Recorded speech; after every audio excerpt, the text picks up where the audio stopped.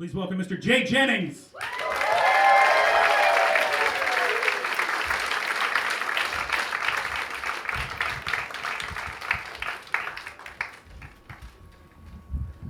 I was recently divorced. Failed at love. But it was, it really wasn't that bad. I got to keep this outfit. Had a really good lawyer. Really good. One of the reasons we got divorced, and this is going to sound weird, was because I was too nice. Like one time, I went out to see my buddy.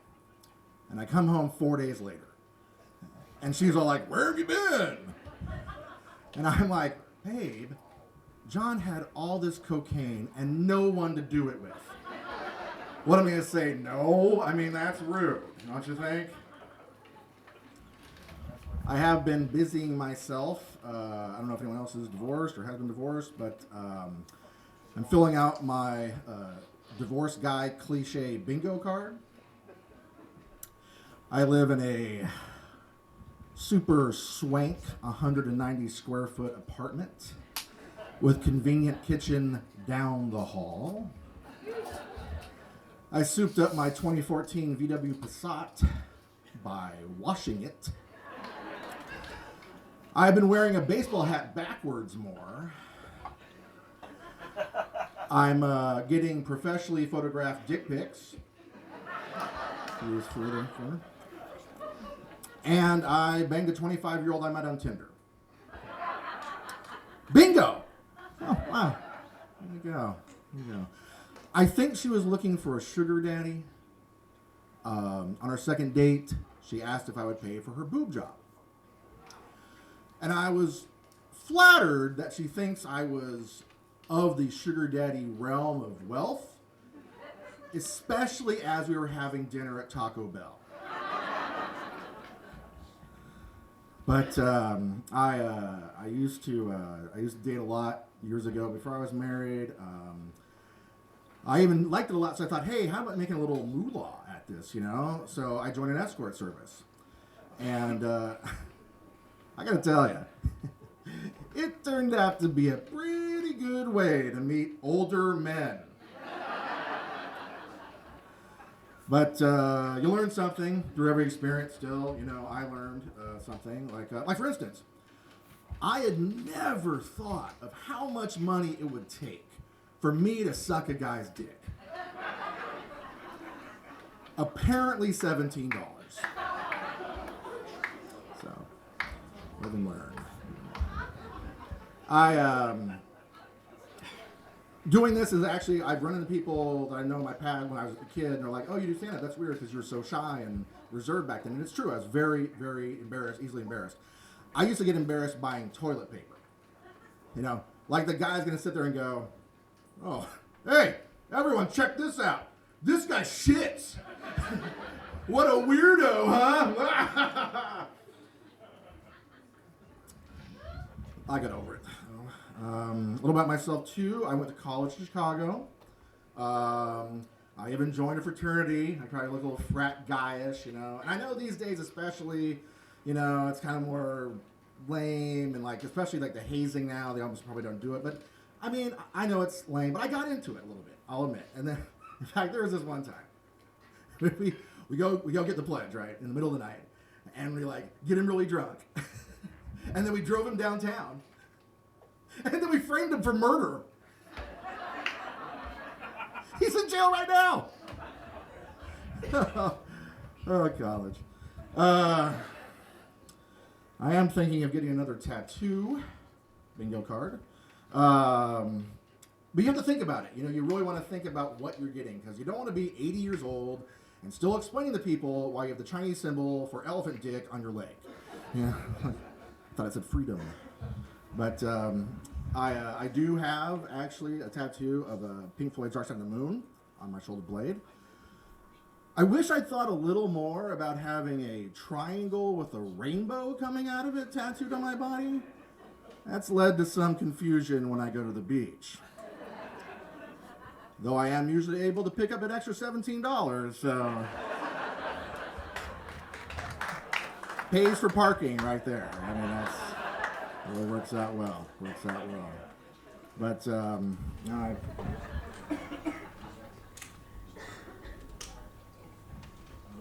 I do love to gamble. Bingo card. I don't like how casinos, though, their sense of humor. I mean, they have comedians that make shows, but casinos themselves, bad sense of humor. I was in Vegas once, and I'm playing craps. And just for fun, I throw out a couple dice I brought from a Dungeons & Dragons game. So I roll like a 17 and a 15, and I'm just like, I yell at the pit boss, "Hey, double hit points, drop your broadsword, elf!" And they're dragging me out, and I'm like, "You can't do this to me, I'm a 4th level wizard." And I was at the Excalibur, You think they'd get it. But, God damn. Terrible mind.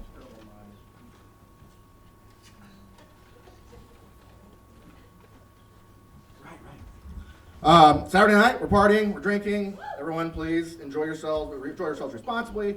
I'm drinking because, hey, I don't have to work till my midnight graveyard shift. So, someone's got to drive that bus. But I did get a DUI several years ago, and it's serious stuff. But it was a little cliche. Like, he had me walk the line. He had me do the alphabet backwards. And I'm like, how about something that actually would really prove how drunk I am? Like, "Sir, I need you to get out of the car. I want you to take this pizza. I want you to put it in that oven over there. If you forget about it and it burns, I'll know you're drunk." A minute later, he's arresting me. I'm like, "I know it's still in there." He's like, "Yes, but you didn't turn on the oven. Nor did you unwrap the pizza." Off to jail. I am writing some screenplays, try to be like, a big movie guy. I do love the big superhero movies. I love, the Avengers, stuff like that. I'm writing sequels to them, though, that are a little unique. My sequels take place the next day. So imagine, here we go. Opening scene, city planner's office. All right, folks, we are stoked that Superman took care of General Zod, whatever personal problems those guys were having. But now it's time for us. Now we'll be the superheroes. James, what do we got here? Okay, well, we got to fix uptown and downtown and midtown and the east side, the west end, the port, the airport, the zoo, basically everywhere we have to fix now. Again, people are grumbling like, "How we fixed that after the last Ultron Avengers thing?" Thank you. Now it's time for impressions. Famous artist Vincent van Gogh cut off his ear to impress his lover. Here is my impression of Vincent van Gogh after his shower the next morning.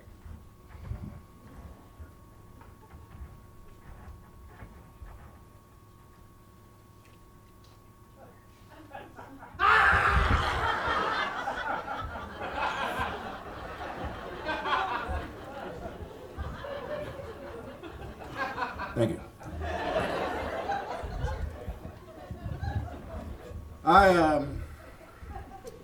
I've been looking at some porn lately, I'll tell you, it's true. Bingo card. And it's weird though, I get emails from porn sites I've never even visited yet. Like they've heard of me or something. I don't know. But what I really love is they try to trick me and they send an email and it has the RE in front of it, like they're replying to my email. And I have to sit there thinking, did I send someone an email about a sorority barnyard gangbang? What did they say? I will say I don't know if anyone else has seen porn, but just me, I support a multi-billion-dollar industry by myself. It's gotten kind of weird. I know that sounds stupid to say, but there's like shit I've done. Like what I call it now, there's a big boom apparently in what I would call almost incest, where it's like guy bangs stepmom, or, stepdad has sex with daughter. Then I saw one that said, guy has sex with not his daughter. I'm like, that's my default setting. Like, thank you.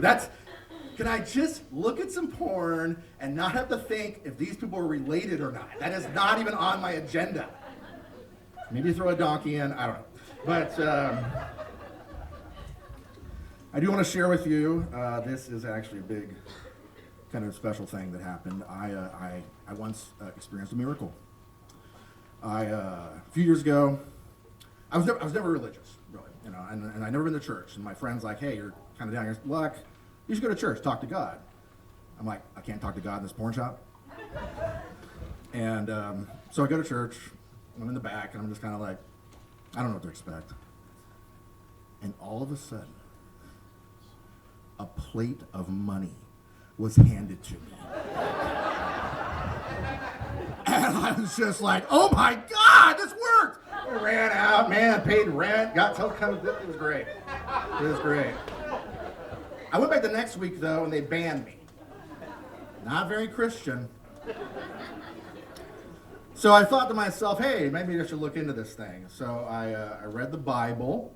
I don't know if you know anything about it, but it's about this guy, God, and his son, Jesus. Oh, I ruined the twist. I'm sorry.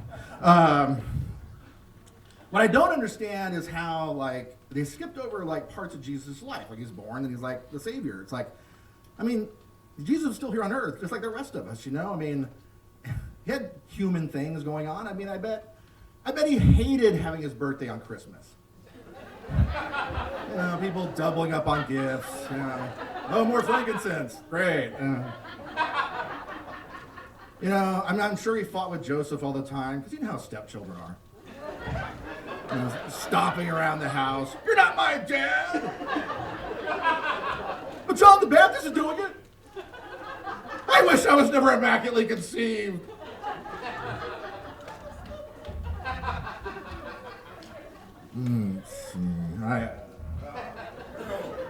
Way to prepare.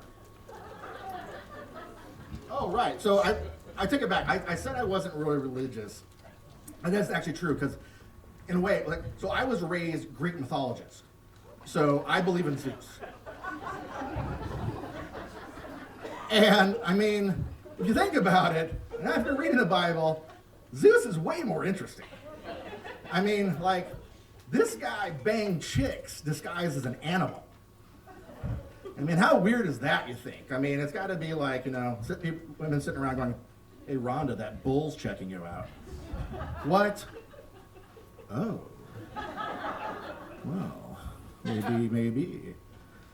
I think the problem is, women were horny enough to have sex with god animals because of war. War back in those days was a whole other story, I think it's a lot more intense. Not that war now is not intense, but war today, you kind of know what's going on, you know where you're going, you know why. Back then, though, it'd be like, you're working on your olive farm, and then all of a sudden some guys ride up and are like, hey, you, come on, we're going to war. Where? Why? Yeah, we're going to war against Troy. Again, why? Well, one of their princes took our king's brother's wife. Yeah, that sounds like a domestic problem. What's my role in this, Besides, who's going to run my olive farm? Well, have your kids run it. I'm like, funny story. My son, out hunting last week, runs into Medusa. Now I've got an 18-year-old statue. So, how do it work? Not hard. Got it. Okay, well, you really need to come, because Achilles is going. Oh, Achilles is going. Achilles. Oh, well, why did you say so? Oh, you mean the invulnerable guy? The guy who can't be killed is going? Yeah, great. Good for him. I'm invulnerable. But you still get grabbed. You have to go. And then you're there, and they're like, here's your sword. Here's your spear. Oh, and here's your row assignment. And you're like, row 1. Okay. I'm not coming back from this one. That's for sure. I think it'd be cool if we had mythology today to explain our modern problems, though, too. If, you were driving down the road and the radio guy's like, well, traffic's tied up on 990 for a while because there's a 4-headed leopard killing all the drivers that can't answer its riddle. Guess I'm taking 520.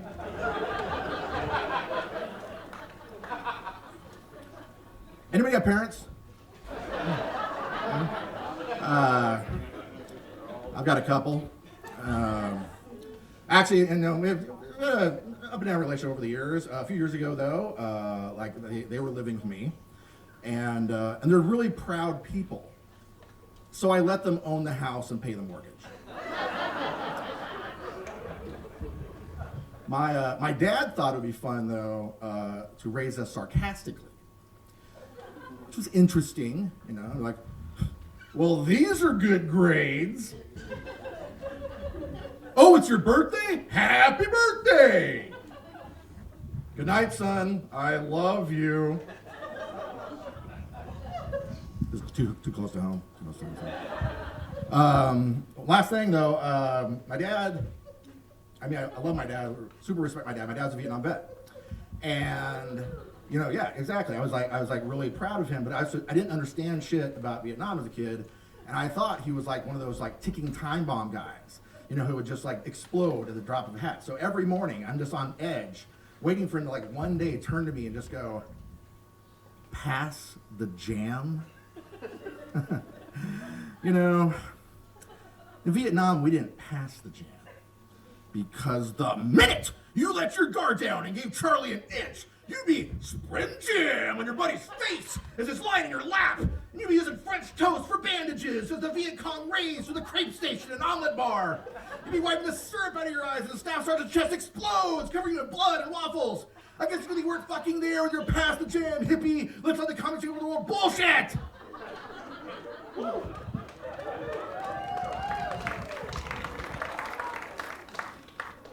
So I had a lot of dry toast as a child.